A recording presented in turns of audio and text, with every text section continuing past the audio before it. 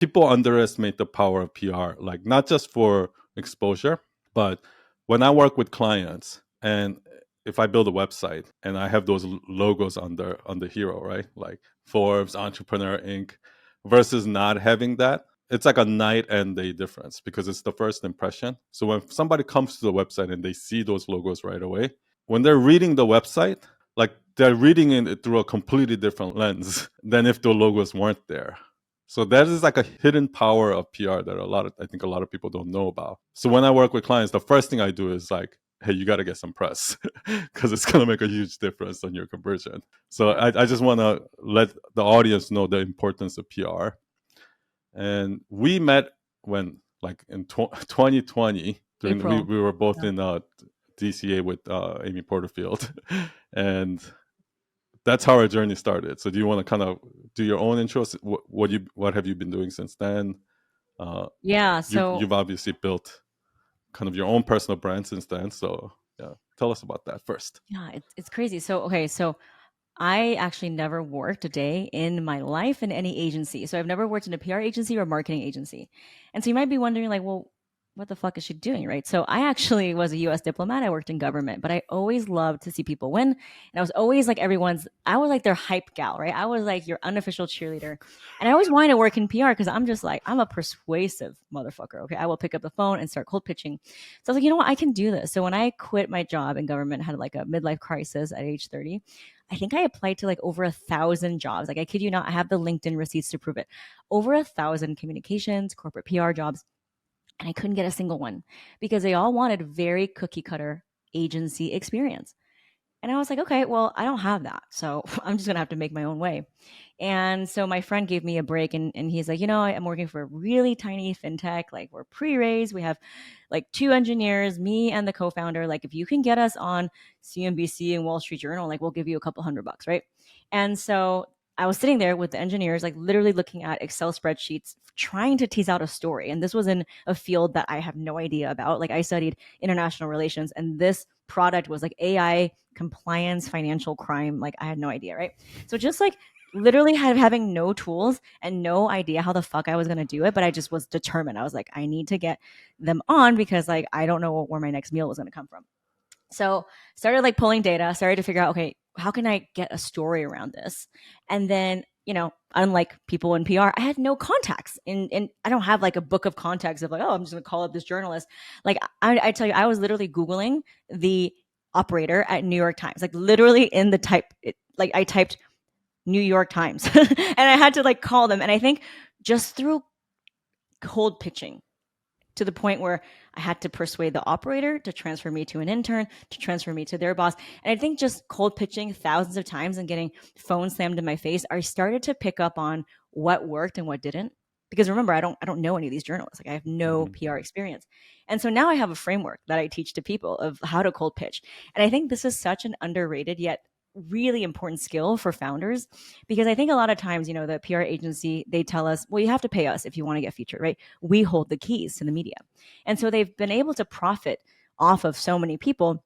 It's like either you pay us or you don't get featured. And so what I'm doing is I'm trying to rewrite the narrative and disrupt this industry and to say, well, actually, you are the best person to be the spokesperson for your company. Like your business needs you to pitch it. And actually, journalists want to talk to you. They don't want to talk to a PR rep. So, but let's just like think about PR differently and do something different and do this unnatural act of pitching ourselves, which we're not taught to do.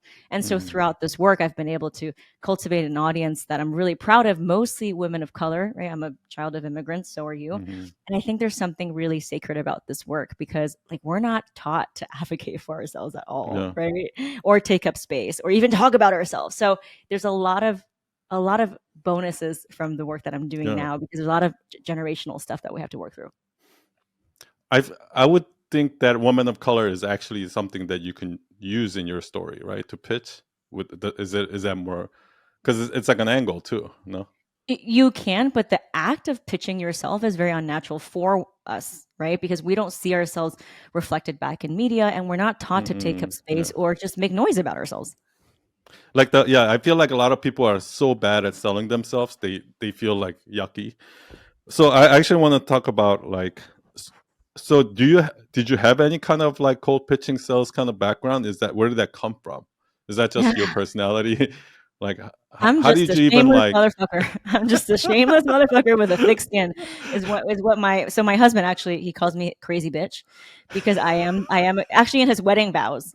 He literally like said, crazy bitch. But so I don't know what is about me. I'm just very like shameless and I always say like if you don't ask, you don't get. hmm. And so I'm just like just ask, just ask. I mean, So because like when I met you, like I can feel your personality, and I was like, oh, this girl's gonna make it. Like just because of like your, like because it's a personality that I see in a lot of successful entrepreneurs, right? hmm. But so many people are scared. So many people don't want to take that risk. So many people are like they feel shame. So do you see that in your audience, people you talk to also? And how, if so, how do you get them over them? Like how do you teach them to get over that? So I love what you said because yes, I am a quote unquote PR coach. That's definitely not traditional. But I think more than what I'm doing, like more than PR, like what you said, the logos, yes, like we need that, right? As a business, but I think more than logos, because like you can technically like buy a logo tomorrow, right? But the skill of being confident to talk about yourself to anyone, anywhere, like that is absolutely priceless, and that will pay dividends throughout other areas of your life. So Mhm. if you boil it down to what I'm actually doing, like that's what I'm actually doing. For people whose English might not be their first language, we have a lot of people whose English is not their first language, or people who are, like physically like disabled, or they might have, neurodivergence. So I always say like we're a community of firsts. So like first person to like, get featured, or first person to go to college, first person to come to the States. And so it's so important for people who are the first, people like me and you, um, to do this work so that we can shine a light on other people. Because That's a that's the only great way. point. That's the only Like, way we're going to change. yeah, that's it's a great point. Like you're actually teaching them a very valuable skill because you're right. Whether you're pitching to PR, like press, or pitching to clients or business partners or investors, like this is a valuable skill. And yeah, you're absolutely right. Like you can actually pay like $10,000 to get, a Forbes to get a Forbes logo or whatever it is. Like, and that's yeah, I never even thought of that. So you said before something about PR agency holds the key, right? And a lot of them, because I've seen that too. Like when we work with PR agencies, they're like, okay, here's our retainer, 10,000 a month, 50,000 a month, whatever it is, and there's like no guarantees. And I feel like the traditional PR agencies that I've seen, what they're really selling is their context, their relationship with these journalists or whatever it is, and you're kind of cutting through that. So can you talk a little bit about like how traditional PR agency works, and then and what you're doing, how is it that you do it differently, and maybe you Yeah, can even give like examples. Yeah. yeah, and the reason why I love this is because I think you and I are kind of underdogs in a way, right? Like we kind of just are like, what is this bullshit that we're buying into, and how can we look at it differently? And look, there's nothing wrong with PR agencies. Like they do really great work, right? There's a lot of PR agencies who help a lot of like organizations that need the spotlight. But for most small businesses, especially women of color businesses, right? People that I'm serving who don't come from generational wealth, who come from, there's no way they're going to pay that, when especially if they have a physical product business, and especially if they're also like single moms, right? So then I realized that there's a whole group of people who are just bought into this idea of like, well, I can't afford PR, so I'm just not going to get seen. And I refuse to believe that. I absolutely refuse to believe that. And I'll tell you a story. I was sitting in a room, I'll never forget this. um, I thought my whole thing was like, okay, I'm going to do fintech PR, right? Because remember my first story I told you, I was so successful in cold calling and getting them onto like CNBC, like Wall Street Journal, New York Times. I was like, yes, this is my thing. I'm going to do like fintech. And so a lot of the clients I started to get was like fintech. And who are fintech CEOs? Like white startup bros. And so I was sitting in a room with them, and I was their, PR person. And I'll never forget one of so they're two like white founders, probably like in their mid 20s or whatever. And they were like, Gloria, like we need to start like diversifying our press. Like I'm tired of getting in all these like publications about banking. Why don't you pitch us about a diversity story to the Hispanic paper? And I'm like, excuse me? And he's like, yeah, yeah, like I'm half Costa Rican. And I'm like, oh, okay. And I'm like, do you speak Spanish? And they're like, no. But my mom is from Costa Rica. And he's like completely white passing, right? And at that moment, I realized like if we all had the audacity to pitch ourselves with the confidence of a mediocre white man, like we would be like it the whole thing would be changed. And so I realized like I just don't want to serve this audience anymore, and there's a lot more work that needs to be done for women of color. And here's another thing. Black women start small businesses more than any other demographic in the United States.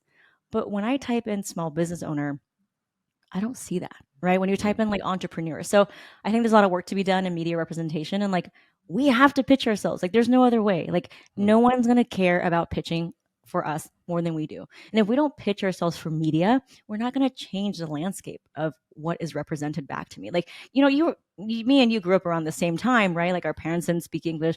And so when we were looking at representation of what an entrepreneur or a successful business owner, it was all one shade, all one type of person. So yeah. this is really my mission, and kind of what I'm trying to do is just to make it a little bit more equitable for everybody. Yeah, I always feel like I use that as like an advantage, like that underdog. Because when I go into a meeting, usually, like people just look at me as like the he's the the quiet Asian guy who's gonna who's gonna solve our tech problems or whatever it is, right? And like I completely like break that stereotype when I go into meetings and I'm pitching or I'm selling and things like that. Like they actually find it more impressive by the end of the meeting. They're like, wow, that was unexpected, right? Yeah. And I think there's something about like growing up Asian, like in Asia, we're I don't know if you heard the saying, like, but don't be the nail that sticks out, right? Like Yes. here, everyone's like, oh, you're special, you're perfect, like your unique self. That's how people grew up here, Yeah. and I think that's kind of part of their personality, where we're like, oh no, I can't sell myself, I can't stick out, I can't stand out, and Yeah. so we're almost kind of brainwashed to be like this. Oh, that's why this work is absolutely generational, because it's like not only are you doing something that already is unnatural, which is pitching ourselves, but culturally we've been told by every single person in the family, like don't make noise, keep your head down, like be, like just go with the flow. So there's a lot of work ahead of us, but I'm glad that in our own way we are making an impact. Yeah. So let's say like somebody who's like a freelancer or coach or course creator or something like that that has no PR at all, right? And what would you say is the first thing they have to do? How would you what would you tell them to get started? Yeah, so I think there's like the mindset piece, which you and I know, like it's 80% mindset, and then there's like the actual tactical, like let's write a pitch. So I'm going Mm, to address the mindset first. The reason why mm, people never start is because they think they're not at a certain point of business. I'm not at $1 million yet. I can't pitch for PR, right? Or I don't have enough followers. I love that one too. Or mm. my website is not. So that is the first thing that stops most people. And I will say that the journalist doesn't give a crap about how many followers you have. Oh, Right? really? Okay. They really don't. Especially, yeah, they don't. I mean, it's really about like what is the story. And here's the thing, like the journalist is never going to buy from you. And so if Mm, we put a marketing lens on how we pitch, of course it's wrong, right? The journalist is not your customer. The journalist is not buying from you. So stop selling to the journalist. Now, what does a journalist want? Let's get into that. The journalist wants to talk about something that's already being talked about. So maybe it's a discussion about what are the seasonal trends or what consumers are facing, and you can give a quote. So I think we need to transform the way we think about pitching to media. That's very different than the way that we pitch to get a sale from a customer. yeah. And so we got to translate that. So once we do that, we got to think in terms of what does a journalist want? Well, they want something that's newsworthy. And what is newsworthy? It's not groundbreaking. It's just something that's seasonal and topical. So you could think about what are the various seasons of your business. Like if you are a coach, if you're a Pilates coach, right? There might be some exercises in the summertime when you're hiking versus like in the wintertime, right? And or there might be something for seniors who just had a hip replacement versus younger people. So think about the specificity of what you're pitching and the seasonality of that. Another great way to pitch is to think about not only seasonal, but also what are some of the new policies happening? Is there like a new FDA finding or something that's breaking the news? And then you can kind of piggytail on a bigger news story. Another angle that I love is a contrarian angle, and I know you love this Mm, too. So I have someone who's a coach for introverts, so she's a communications coach, and so the pitch that she came up with that got her featured was why introverts are better suited for C-level positions.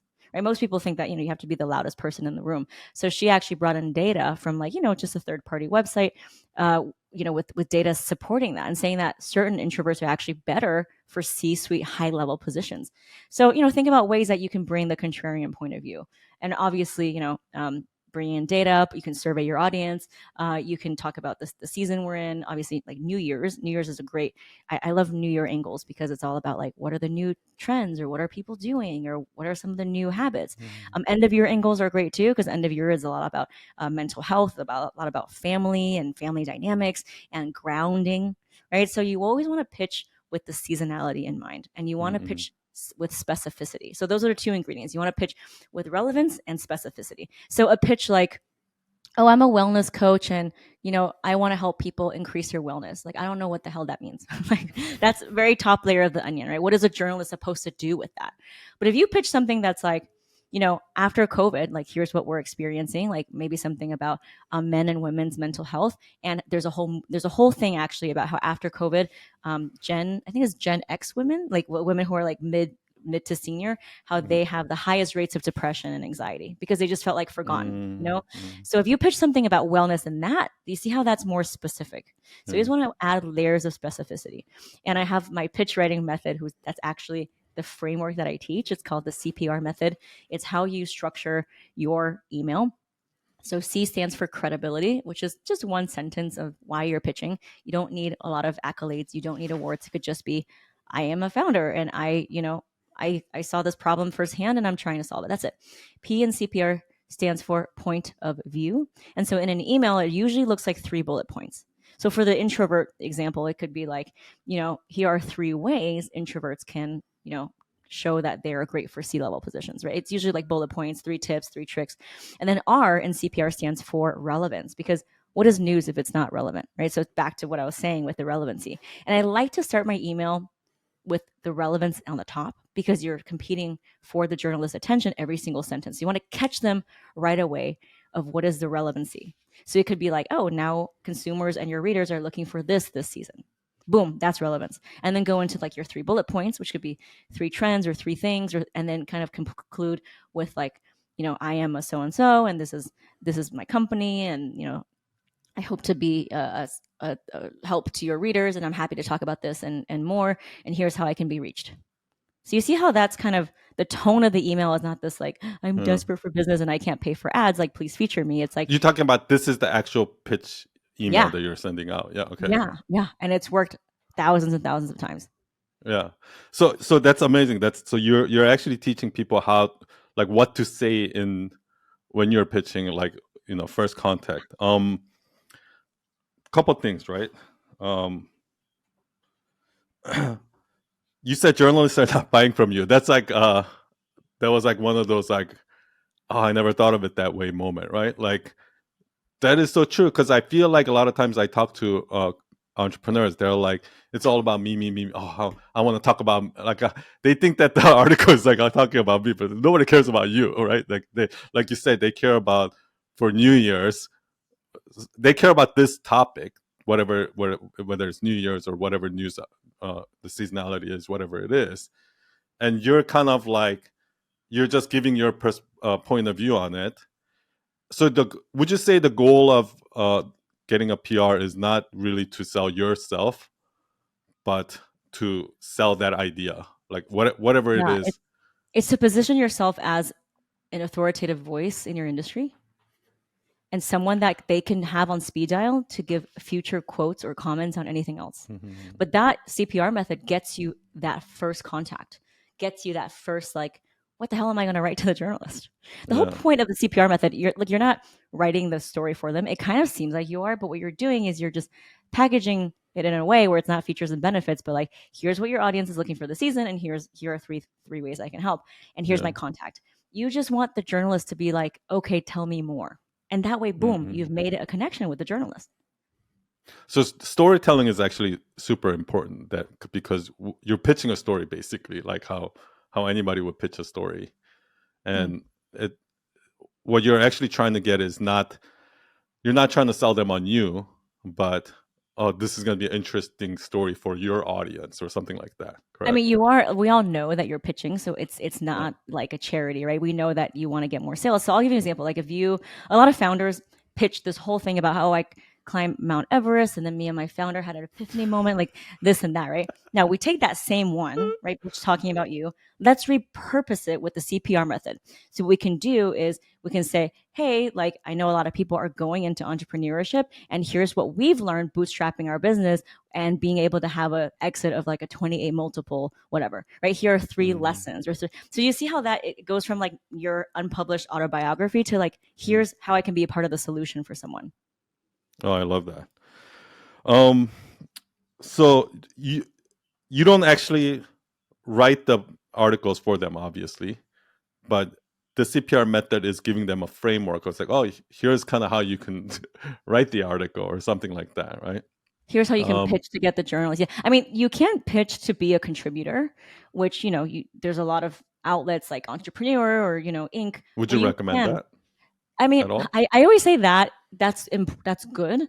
There's a lot of coaches out there who are selling these visibility programs and they just want you to write free content. Mm, So of course, like you can do that, but what I'm teaching is like the ultimate like getting the journalist to like interview you, right? You don't have to write anything. If you want to contribute, that's like a feature, yeah. yeah, you can contribute, and that's fine too, right? It'll be from you, which is fine.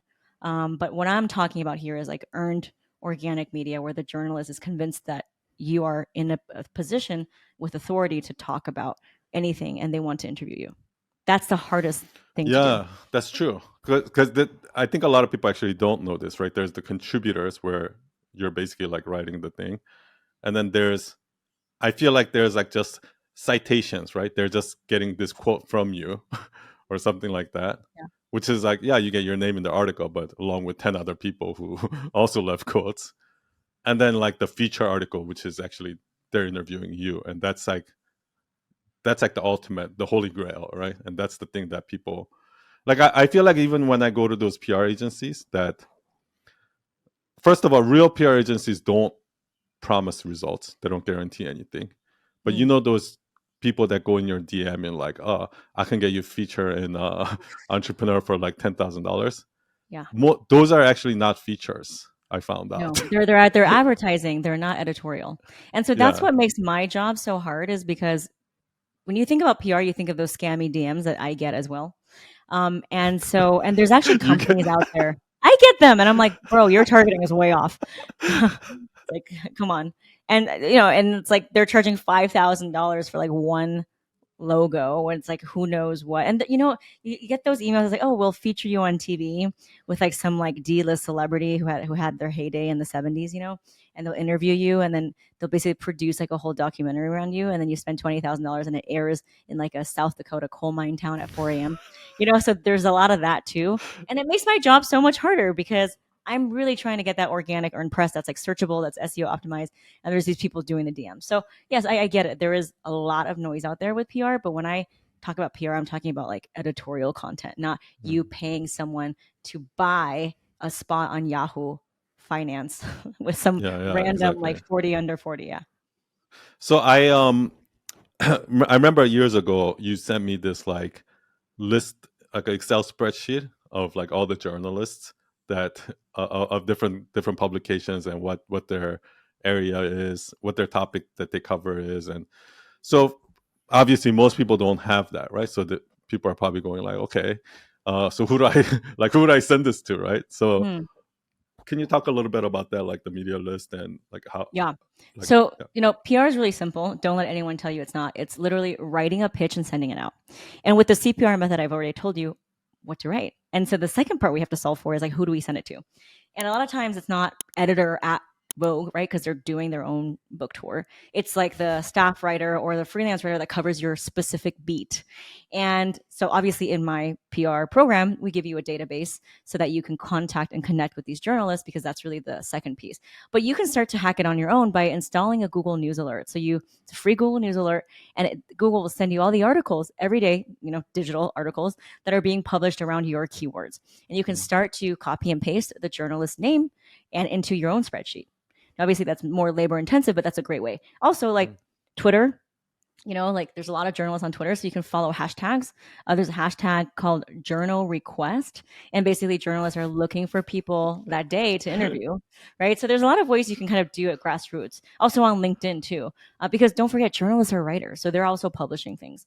But I will say it's less important with their information because like this is public information. You can find a journalist information. What matters more is the pitch. So Yeah. get your pitch right first. Like what would you say is like the typical bad pitch that they usually get?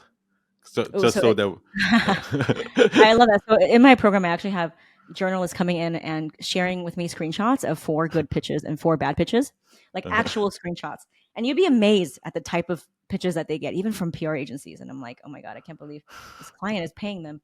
Um, but a bad pitch would be something that has no relationship to what the journalist is writing, right? Obviously, duh, but you'd be very surprised. And also one that is basically a marketing brochure that is repurposed. So they'll get Mm, things like, let's say if you make a product or if you have something that's like, oh, I'm doing this. And if you, right now we're running a sale, use this coupon code. It's like, well, again, the journalist's not going to buy from you. So don't talk to them like a newsletter. Also ones that are just really long that just makes them annoyed and want to click out of the email right away. mhm, So, obviously using the CPR method, it helps break the ice a little bit, right? But you don't want it like 5 long paragraphs and then like 50 attachments of your slide deck. Like no journalist is actually going through your slide deck. mm. I feel like your method is really it's way more than PR because I noticed the same thing when people sell, right? Like when I talk to freelancers or agency owners, what they're doing is they're like doing this very canned promotional thing and they're just copying and pasting and sending to like 1,000 different people in LinkedIn, which in my experience doesn't work as like narrowing that down to a specific 100 people that I actually want to work with and spending a little bit more time, like focused on certain thing and then actually building relationship that way. Mm-hmm. So I feel like the CPR method can work in even if you were pitching to investors or even if you were pitching to like Yes. if you want to get on a podcast, right? Because that's like another big thing like Yeah, nowadays. we teach that too in our program. So we actually have people use a CPR method if they, like if they make a physical product to get into wholesale as well, and it's Mm, worked. And also for panel speaking, it's to me, it's just a value driven conversation where you're not just like me. You're repositioning yourself. So yes, you are pitching and selling. Like people know you're not charity, but you're not being so direct about selling. It's kind of like here's how I can offer value. oh yeah. Yeah, I didn't even think of that. Like when I pitch to like let's say if I want to speak somewhere at an event or something like that, that's so true. Like that, like we want to see from their like if it's an event organizer, they're like what value can this person provide for their audience, right? They don't care about my, my background or anything like that. So yeah, Yeah, that's actually that's actually a good one. for podcasts, the CPR method absolutely works, and we have a module in there. But for podcasts, really quickly is instead of like the 3 bullet points, I like threes. I actually like 5 or 6 questions you can answer. So like here are Mm. 5 or 6 questions I can answer on your podcast. Do you see how that Oh makes it so much easier for the podcast hosts? yeah, people who don't host a podcast will know that. Yeah, exactly. But yeah. um okay, so I want to get into like how your program I want to get into like what people can expect when they get into your program, how do you work with them and things like that. But first, do you what are some most common mistakes or like when you see your students or people you work with clients you're like oh like the hardest hurdle to get over. Well, I Does mean, that I make sense? always I always say, everything you want is on the other side of the send button. And actually one of my earliest student told me that. And I'm like, you're right. I think we're just like we just feel so That's a quote scared. right there. Yeah, we press a send button and we go hide in the closet. And it's like you have to keep following up. You have to stay on top of it. Mm. Journalists are getting hundreds of emails a day. So you need to follow up on the DMs. Like I teach this whole thing about like DM follow up and then following up the day after. One really good tip is install an email tracking device so if your email is being opened. So you don't have to make this drama in your head of like, this journalist hates me. No, it's just like Mm, either there's a deliverability issue or maybe you need to optimize your subject lines. mm, So let's solve for the right problem before we create a big drama in our head. And also, journalists get pitches. That's just the nature of their job. And I think for a lot of small business owners, they don't know that. And so it seems like, oh my God, I'm like burdening them and they're getting so many emails. If you could peek inside a journalist's emails, like you'd be astounded by the level of pushiness that these other PR agencies, I mean, they are emailing them like multiple times a day. So I always say for small business owners who are doing this the first time, who are a little bit scared, it's like, we really need you to lean into that fear. And like, we really need you to almost be a little bit more pushy than you're used to, because I know your default is to press the send button and go hide in the closet. mm. And you simply cannot do that. Like with journalists, like you need to keep up, you need to keep like content. So my follow-up strategy is like I send an email, right? And I want to monitor if it's open or not. And then I send a DM. And the DM is really like, hey, like, this is what your readers are probably looking for this season, and here's how I can help. I sent you an email with this subject line on this date. Let me know if you haven't received it. You see how that's such a clever hack? Because it's Yeah, basically telling them that's like, go back and check my email. that's so Um, smart. yeah, yeah. So it's like a whole follow-up thing, right? And then once it becomes a system in your business, there's no emotion around it.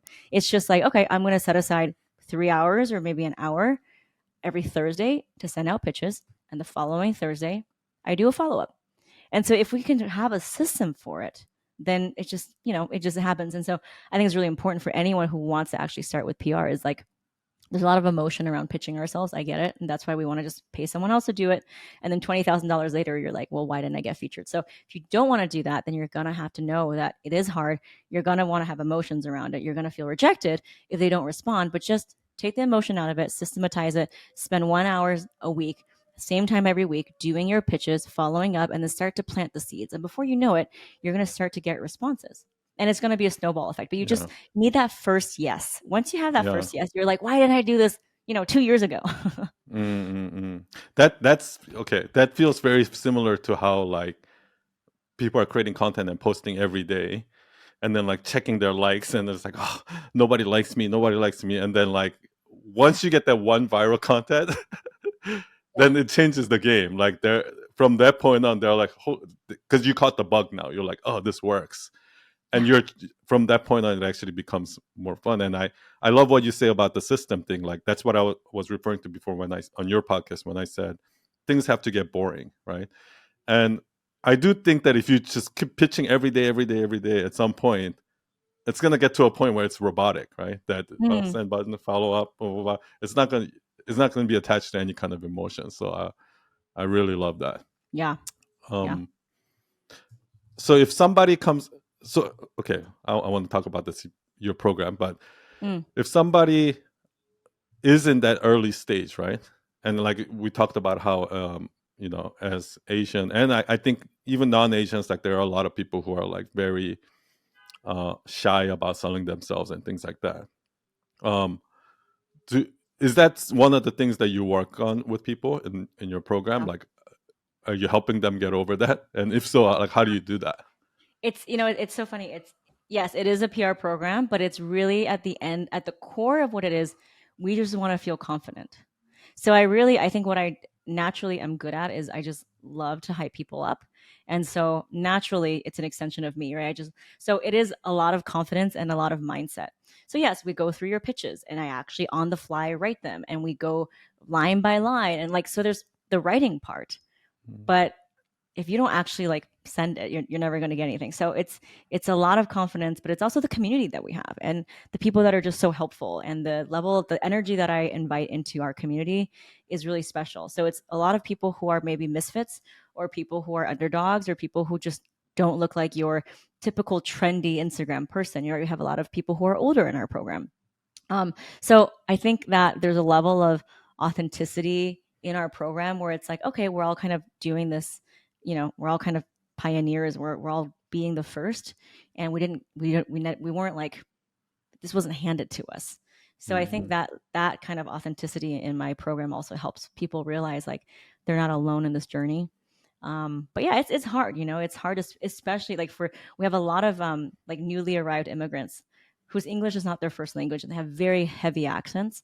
And so they always tell me, they're like, I'm nervous because I don't, once I pitch, like, what if they're going to want to speak with me on the phone?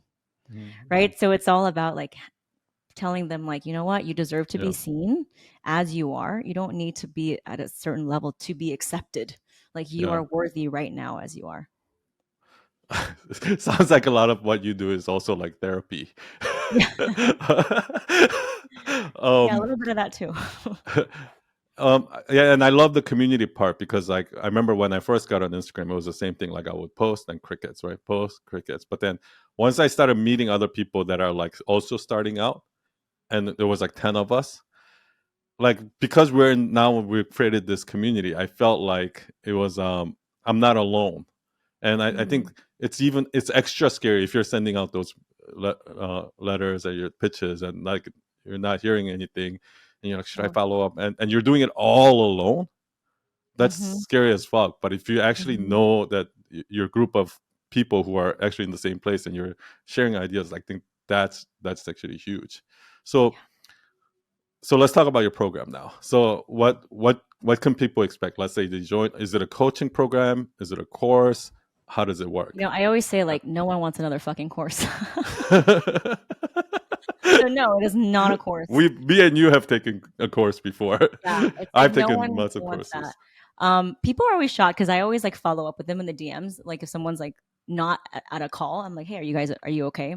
And they're shocked that I still remember them. Like, of course I do. But to me, it's really important to make people feel seen because we cannot do this work if we don't feel seen, right? So there's a level of emotional safety that you have to cultivate.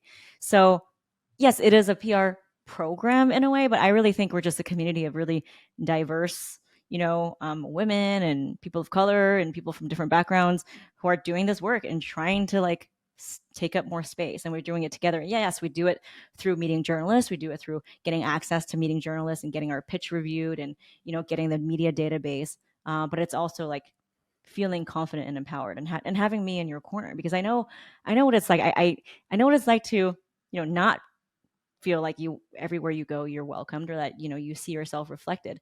And so there's a level of encouragement that's required and also like leaning into your power to do something that is a little bit of a radical act. Like I know, like for me, like when you think of PR, you don't think of like a 5'1" Chinese American woman, so I think in that way, we're all just breaking the mold together. Is it like is it a monthly thing, or is there a set duration, like how many weeks, or yeah, can you So kind it's of it's evergreen. You can join anytime. And then we have a Facebook community as well where I'm in there every day answering questions. So there's unlimited support. But I think what's the most special about our program is that I actually bring in journalists from BuzzFeed and Business Insider and Forbes and Marie Claire, and they're actually writing these stories. And I actually have cultivated relationships with them, and I bring them in to meet our members, to coach our members, and so that our members can actually get feedback and guidance from them directly. So it's really mm, about like giving people access. I always have the journalists who come in on our monthly calls once a quarter. I always have them take screenshots of their inbox of mm, like, send me 4 pitches that you got recently, good and bad, and why. And I'm sharing the screen, and the journalist is like, here's a recent email I got. Because I think no one's telling you that. And I think as long as mm, PR is this like secret thing, like no one's going to do it. And so we really just try to like stomp the gate open and just tell you all the things that no one's really telling you about PR. Like, mm, mm, what is it to get a journalist to notice you? Like the nitty gritty about a subject line or etiquette about following up or how many times or how should you even like, should you say hello or like, what do you call like all the things that you want to know, but no one's telling you? Like, we go there. mm, mm. So we talked briefly before offline about like the coaching industry. So Mhm. we talked. Do you see this happening too? Because I feel like the coaching industry has passed its peak. Like Mm, after 2020, when we met around that time, yeah. everyone quit their job and everybody wanted to be a coach and everybody wanted to make a course and everybody Mm. was like, join, buying these courses and things like that. Like, what do you kind of see happening there? I mean, I don't know if you still work with coaches and not.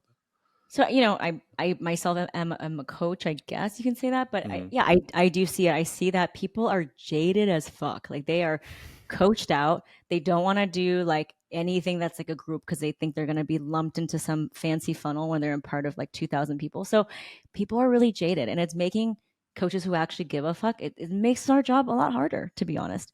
And also the economy, right? So I think that the people who actually have a level of human touch and you actually remember each person's name, um, those are the people that are going to come out on mm, top, because everyone at this point has been funneled out, if you will. Like everyone's, if yeah. everyone's using the same sales funnels from the same five funnel bros, like we're not getting anywhere because it's like it's the same thing that you've seen. So Yeah.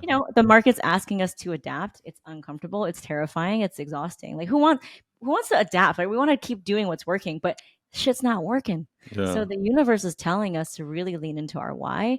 And so the people who really can come across like authentically and really give a fuck, those are the people that are going to come out on top. And it sounds like you're actually like working with them. So it's not like you here's a course and you're on your own type of thing, Yeah. which is what I feel a lot of times when I buy courses, like even PR Yeah. courses and things like that. And I just think that's one of the reasons why it just never worked for me, is because Right. I'm not I'm not gonna keep myself accountable. You give me a course, I'm gonna watch the first two modules and stop. Yeah. I actually put that on my sales page. Like, this is not another fucking course. It's really not. I think especially for people of color who are not used to pitching themselves as the default, there's so much space that needs to be held, and like I said, a level of safety that needs to be cultivated in community with other people.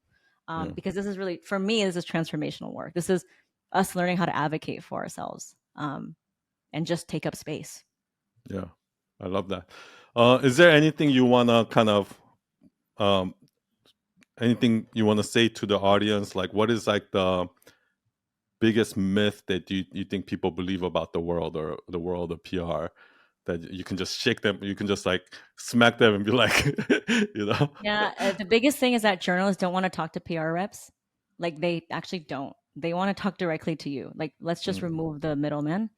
And they want to talk to real, authentic, fresh voices. Because think about it this way: if the news only covered big companies, right, Fortune 500 companies, they would lose their credibility pretty quickly, right? They would basically just be the mouthpiece of big companies.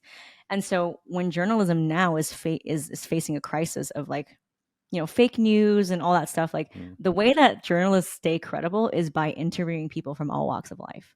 So mm, why not have it be you? Why mm. not put your name in the hat? You owe it to yourself to put your name in the hat. So Yeah. do it. Yeah, I love that. And I just think, every time I talk to you, I love your energy. You just, like you said, you are really like a hype man. And every time I talk to you, and, even when I was on your podcast, like it just, it just makes me feel like a star. So, I how always say can, that in my past life, I was like a hip hop MC, like, right, I'm like, yo, yo, yo, get ready for Mr. P. Like, I feel like that was my past life. I love it. Um, so if somebody wants to work with you, like they want to find your content, where do tell us everything? Where do they find you? Where do you want So them you to can go? I'm on Instagram, so at Gloria Chou PR. That's Gloria Chou PR. I share a lot of content about my healing journey and my Mm, work with psychedelics. So mm. it's definitely very authentic and raw. And Can you you share? can watch. Okay. You want to? Okay, yeah, go into Can it now. yeah, let's share a little bit about that, because that sounds super interesting, and then Like a whole other we'll episode on this trauma healing, but okay. can you give Okay, us what do like you want to a know? I'm an open book. snippet? I'm ready. I'm ready. Yeah. So why did you go through psychedelics, and what was like the thing that what was the trauma you were working on, and how does that Okay. affect, like, how does that relate it to your business? It's so funny. I think a lot of times we want to compartmentalize, but I really feel like, as you know, our business is a reflection of us, all of our scarcity mindset, all of our triggers, all of our. So as I was building my business, I saw the way that my toxic beliefs around money and safety was crippling my growth.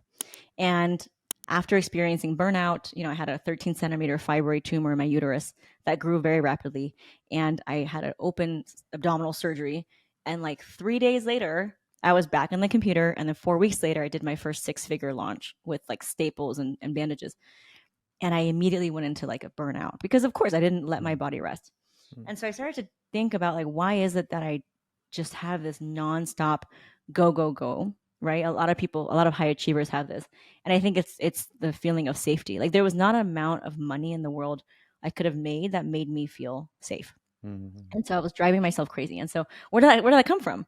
And so I started to tap into like, okay, my relationship with my mom wasn't always the best. My father died when I was 3. I only spent 8 years of my life living with my mother.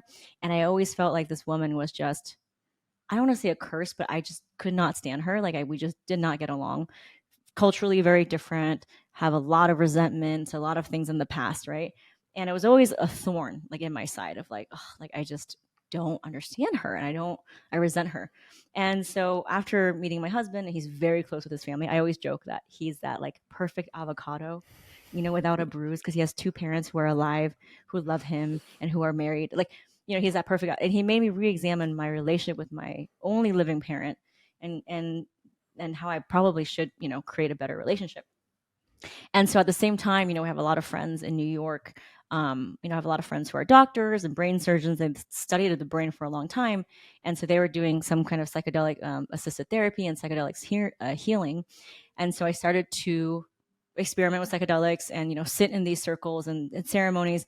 And, I read Michael Pollan's book, How to Change Your Mind. I started to think about the way we normalize, drugs, and the way that we think about drugs is Mhm. so like brainwashed, right? Like if you Mm. think about like sugar as a drug, coffee is a drug, alcohol is a drug, but actually, psychedelics are non-habit forming, which means that Mm. they're actually not addictive. And so there's a lot of clinical trials, now with like depression and It ketamine and actually things like that. people use it to get out of addiction. Actually. Yeah, yeah, yeah, they do.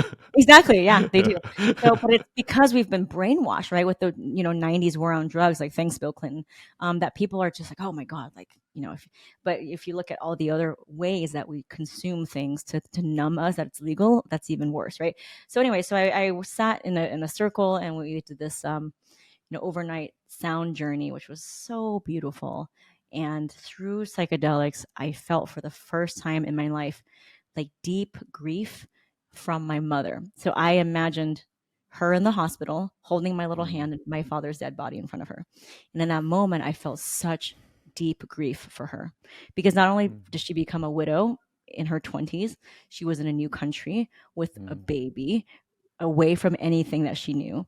And I think I always knew that, like rationally. Like, of course, I know her story, but I never really had compassion for her because I was so Mm. focused on the things that she could not give me. And so, Mm. through feeling her grief and of the things that she couldn't have in life, I just opened up a space for love and Mm. compassion. And so after that, to feel that like viscerally, like deep in my bones, is something that I don't think that regular talk therapy can do. I'm not saying Mm. that you don't need talk therapy. I'm just saying that a lot of trauma and things are stored in the body. And so for me to feel deep, deep grief and then also feel deep, Mm. deep love for her in my bones, biophysically, like it just changed me. And so after that journey, I started to make amends and started to call my mom more. I started to just have more compassion for her, where like the things that she said that would really trigger me, I Mm. just created a space where I didn't react. And I started to just understand the way that she was. And only recently I realized like she grew up without a bathroom in her house. Like she Mm. had no toilet in her house. Like that's the level of poverty that she grew up with. So of course she's not going to understand me, right? And so when they say like, when you heal yourself you heal the world, like I really believe it because she didn't change, but because I changed how I perceive her. Her whole being is so radiant. Like I actually just took her, I flew her business class, I took her on her dream trip to Vietnam last year. I recently just took her to Amsterdam, and then I'm booking a trip for us to go to Morocco and Spain. So I want to Mm. make up for all the lost time that we had, and just I just cherish this woman now that I just like could not stand. So it's ultimate. It's just love. It's just like surrendering into love. Oh, I love that story.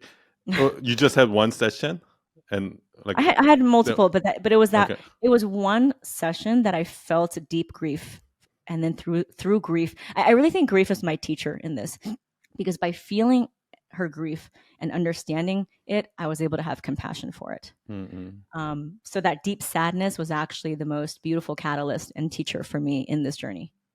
Yeah. No, I've had similar experience too, and like I feel like for me, like saying I'm sorry is one of the hardest things for me to say.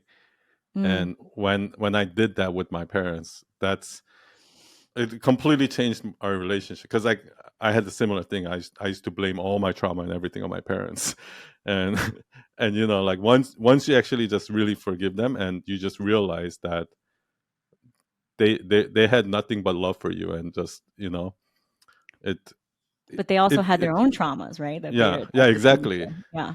And it didn't just change me, it changed them. I feel like once Yes. once that happened, like you said. It's So beautiful. that's so amazing. And I love that, like how does that, like, how did that affect your I guess money mindset and things like that, in It terms of made your me realize business? that like it made me realize that that money scarcity was from the generational shit that my grandmother gave to my mom that she gave to me, right? Because my mom was a widow and then she was also a divorcee. So I saw her basically like have to restart her life after men abandoned her. So there's a lot there. And I think once I realized that that's actually generational stuff, and I don't have to accept that as truth. With the psychedelics, I've been able to feel a sense of self-love where I'm Mm, just like, I don't really need this like huge business. And I also think with the market downturn too of this year, it's like you no matter how hard I push, it's not gonna keep working like it's not gonna spit out money, right? yeah, Things are changing, and I yeah, think the impact that we're making is like 10 times more valuable than like yeah, any money that I can make. Like obviously, I want to make money, I want to have a good lifestyle, but I think this whole like thing that we're taught like 10x this and seven figure this, and we actually saw very famous creators actually leave yeah, yeah, because of this burnout of like it's never enough, like it's never. And if that's how I lived my entire life, it was never enough. And I mm, think that through healing and to find some level of enoughness to regulate my nervous system, and like, yeah, I'm always gonna like hustle, but like I'm also enjoying a slower summer, yeah. um and not having to launch all the fucking time, and just being okay with what I have has really not only changed my energy, but it's also invited some really beautiful things into my life. Yeah. I think I'm a better leader. I think I'm a better partner. I actually think in the long run that actually brings more abundance, like when you work Yeah, from that place of like, not always like trying to, like keeping yourself in pressure. Like, yeah, you're gonna make better content, you're gonna provide better, service. And yeah, yeah, I'm so glad you shared that. Okay, let's go back to everybody. Check out Gloria's podcast if you want to hear more about the psychedelics. And was that in New York, by the way? Uh, yeah. I didn't even know they do that in New York. I didn't know, because I was looking into psychedelics like for a little bit, and I know that there were a lot of places that they didn't do that. So, um, yeah. Yeah, So, you can check out my PR masterclass. That's actually an on-demand free training where I actually reveal like word for word a CPR pitch, so you can actually start writing a pitch. And that's on demand. It's free. I don't gatekeep anything. It's gloriachoupr.com/masterclass. And once you see that masterclass, you're gonna know exactly how to start the first draft of your pitch. oh, I love it. And and you want to kind of tell us all your social media and everything? Yeah, and you can DM me. You can just say, "Hey, I heard you on Sunia's podcast at Gloria Chou PR." So that's Gloria Chou PR, and then it's me. I have tons of Old resources school, for you. just Oh, DM. scope, yeah. I mean, I don't have as many followers as you, so my inbox is not as jammed as yours. So I guess, And yeah, and one last thing. I know this is out of nowhere, but I feel like that whole psychedelic thing, you have to tell your students to go through that too, because I feel like that's kind of the thing that can help them get over that hump of like, like yeah. I don't want to send this pitch, or I mean, I think psychedelics are the answer. And actually, me and my husband are angel investors in a venture fund that's focused on mental health, yeah, and psychedelics. But it's everyone's own journey, right? It's like Mhm. they have to feel called for it, and not it's everyone's different. But Yeah, that's true.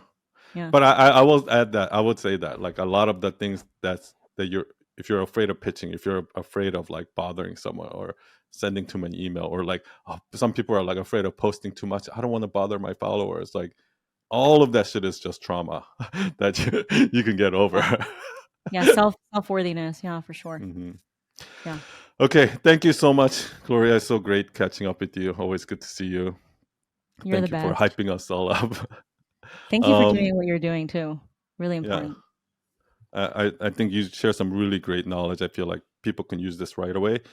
To go take a look at Gloria's masterclass, and I will see you all next week. Cheers.